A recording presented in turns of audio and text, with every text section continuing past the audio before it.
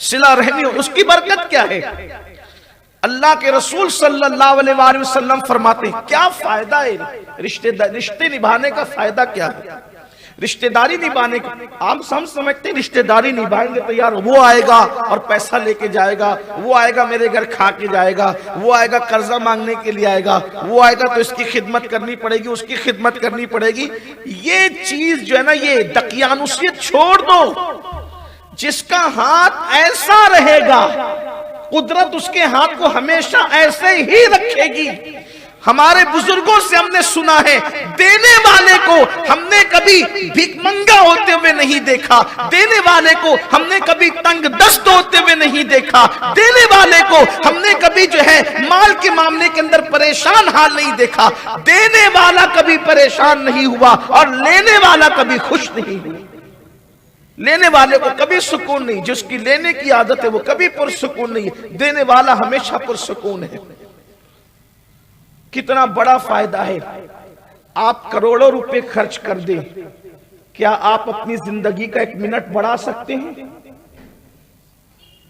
करोड़ों रुपए खर्च कर दें, ला सकते 1 मिनट जो चला गया, बढ़ा सकते 1 मिनट।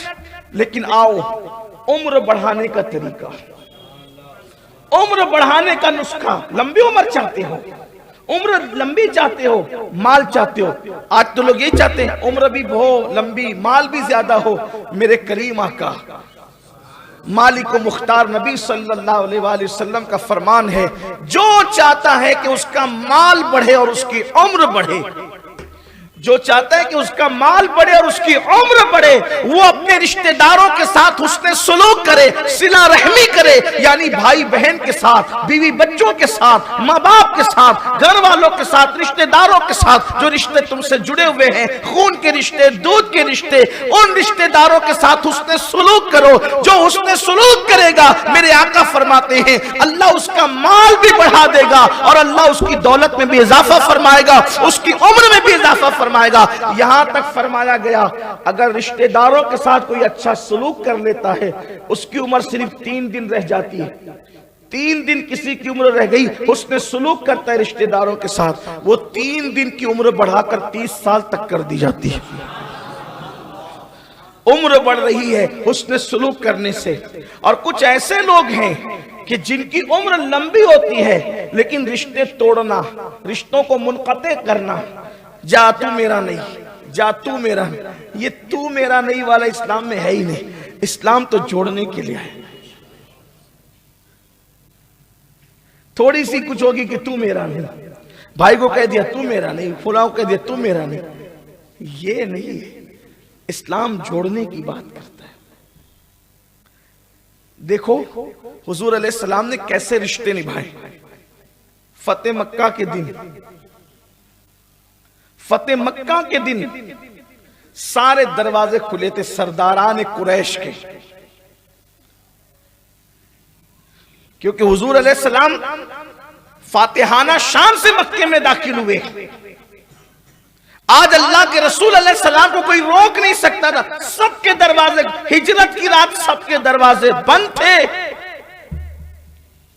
और फतेह मक्का के दिन सबके दरवाजे खुले हुए थे।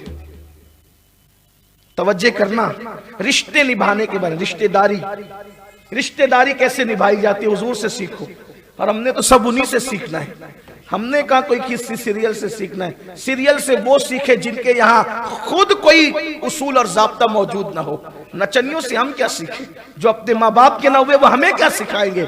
हमने तो सीखना आमिना के लाल से है,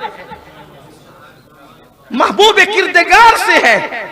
रिश्ते निभाने का अंदाज देखो, देखो तवज्जो करो, रिश्ता कैसे निभाते हैं हुजूर अलैहिस्सलाम। हिजरत की रात निकल आई मेरी जबान से, उस पर भी गुफ्तगू कर लूं। हिजरत के लिए निकल रहे हैं तो बिस्तर पे किसी दूसरे को नहीं सुलाया, अपने रिश्तेदार को सुना। अपना बिस्तर अपने रिश्ते के भाई को अता किया। और फतेह मक्का के दिन सबके घर खुले हुए, मेरे घर आए।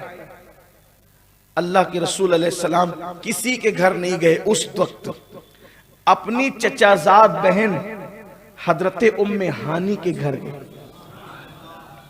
हालांकि औरों के घर में जाते, मालदारों के घर में तो बहुत कुछ खाने पीने की चीजें मिल सकती थी। उस दिन उम्मे हानी के घर में खाने के लिए कुछ नहीं था, लेकिन हुजूर गए उन्हीं के घर, रिश्ता निभाए। रिश्ते का कितना ख्याल फरमाए। इसको इस एंगल से भी तो हम देखें, हदीस को जिस जाविये से देखें, आपको फूल ले सकते, वो मोती निकाल सकते। हदीस की शान यही है कि हदीस मुबारका को आप जिस एंगल से देखेंगे, जिस जाविये से देखेंगे, जिस जाविये निगाह से देखेंगे, आपको उससे वो निकात मिलते हुए नजर आएंगे। हुजूर अलैहिस्सलाम उम्मे हानी रदी अल्लाह ताला अन्हा के घर रुके। ये मौला अली की बहन है, मौलाए कायनात की सगी बहन है उम्मे हानी रदी अल्लाह ताला। उनके घर रुके और फिर उनसे पूछा खाने के लिए कुछ है? तो अर्ज़ की कि हुजूर कुछ भी नहीं है, कुछ सूखे टुकड़े हैं। और कहा वही ले आओ। और फातिह मक्का ने उस दिन जब वो सूखे टुकड़े चबा करके खाए, लेकिन अपने रिश्तेदारों के यहां रुकना पसंद फरमाया। फिर उसके बाद देखें हलीमा सादिया के साथ जो सुलूक किया, हलीमा सादिया की बेटी के साथ जो सुलूक किया, हालांकि वो तो दूध का रिश्ता था। एक मुझे रिवायत याद आई, हुनैन की जंग में जब जंग हुनैन हो गई तो हुनैन की जंग में इतना माल, इतना माल, इतना माल हाथ आया कि शायद उससे पहले इतना माल कभी हाथ नहीं आया था। लेकिन हुजूर अकरम सल्लल्लाहु अलैहि वसल्लम की आदत करीमा थी कि जब माले गनीमत हाथ आता तो हुजूर वहीं के वहीं सब तकसीम कर देते सहाबा में।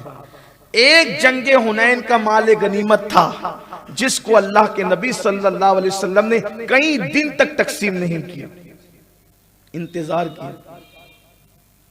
रिवायतों में यहां तक आता है 10 या 15 दिन तक के वो माल ऐसे ही पड़ा रहा। लोग सोचते थे कि हुजूर तकसीम क्यों नहीं करते, हुजूर तकसीम क्यों नहीं करते, हुजूर तकसीम क्यों नहीं करते।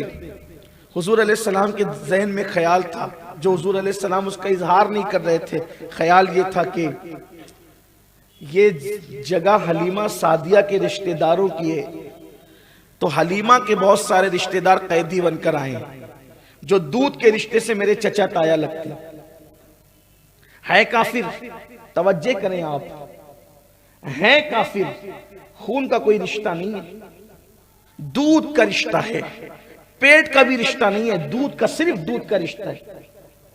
रजाई मां के खानदान के लोग रिश्तेदार हैं, चचा ताया लगते हैं। अल्लाह के हबीब अलैहिस्सलाम ने इंतजार फरमाया देर तक, कई दिन तक। बिलाखिर कोई ऐसी सूरत ना बनी तो हुजूर अलैहिस्सलाम ने फिर सहाबा को तकसीम करी। इधर माले गनीमत तकसीम हुआ, उधर हलीमा सादिया की बेटी शीमा वो आई हुजूर के पास, कहने लगी मुझे पहचानते हो, मैं आपकी बहन हूं। हुजूर अलैहिस्सलाम ने फरमाया कि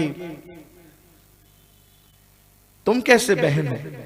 वो कहने लगी कि हलीमा की बेटी और शीमा मेरा नाम है, बचपन में आपको खिलाती थी। कहा शीमा को तो जानता हूं, लेकिन वो तुम ही हो, क्योंकि वो बूढ़ी हो गई थी। अब बचपना, जवानी और फिर बुढ़ापा तो काफी चेहरे भी तब्दील होते हैं, और वो बूढ़ी हो गई थी। और कहा कि क्या तुम कोई ऐसी खास बात बता सकती हो जिससे मैं तुम्हें पहचान लूं कि तुम ही शीमा हो? उन्होंने कहा एक बात मेरे और आप ही के दरमियान है, सिर्फ आपका बचपना था और आपको मैं जबरदस्ती कहीं ले जाना चाहती थी और आप नहीं आना चाहते थे, तो मैंने आपको अपने कंधे पे बिठाया और लेकर चलने लगी, तो आपने मेरे पुष्ट पर जो है अपने दांत अक़दस के निशान डाल दिए।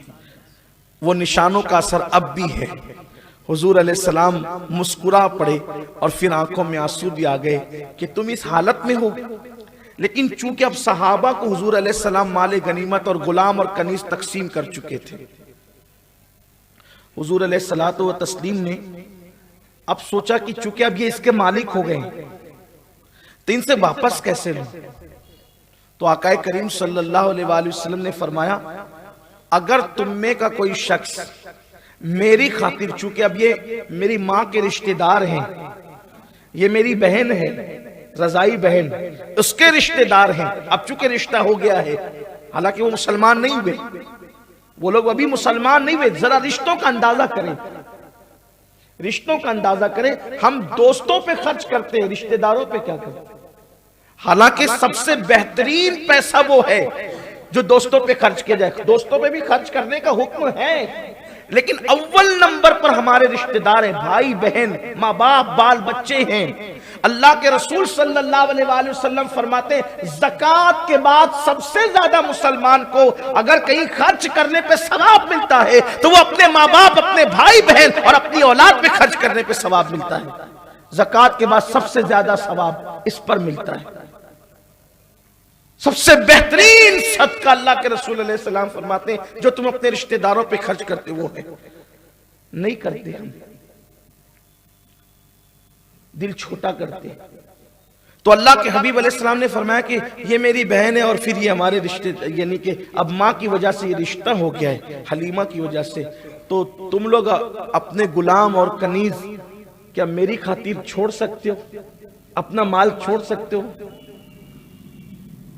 कुछ लोगों ने छोड़ दिया, लेकिन कुछ लोग थे उन्होंने नहीं छोड़ा। कुछ ऐसे भी थे फतेह मक्का के बाद नए नए मुसलमान हुए थे, उन्होंने नहीं छोड़ा, कनीज और गुलाम नहीं छोड़े। तो अल्लाह के रसूल ने फरमाया एक काम करो, मुझे कर्जे के तौर पर ये गुलाम और कनीजे दे दो, ये सारे माल जो तुमको आए हैं, घोड़े ऊंट वगैरह, ये सब मुझे कर्जे के तौर पे दे दो।